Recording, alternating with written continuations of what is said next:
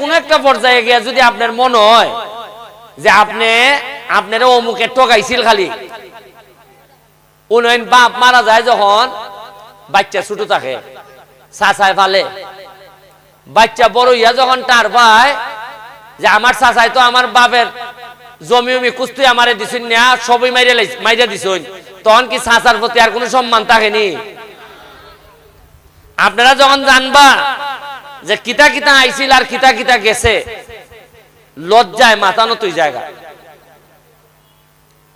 আচ্ছা কোন চাই না আপনারা উত্তর ছয়শ্রী দক্ষিণ ছয়শ্রী একটা মসজিদ খালি 2 কোটি টাকা বরাদ্দ পাইছি আমি মসজিদ মন্দিরও দিবার লাগি আর একটা কবরস্থানের গাইডওয়াল এটা আর কত টাকা ধরছেন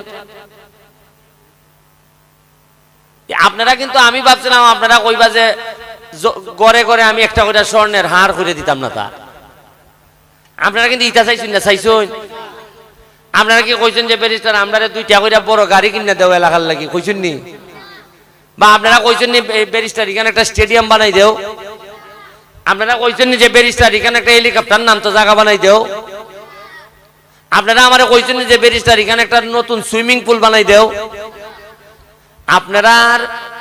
চিন্তা ভাবনা আপনারা মানে ধারণা নিচে নামতে এমন নামছে যে আপনারা যে কাজটা আরো 30 বছর আগে ওইবার কথা এখন আপনারা আমার কাছে চাইতাছেন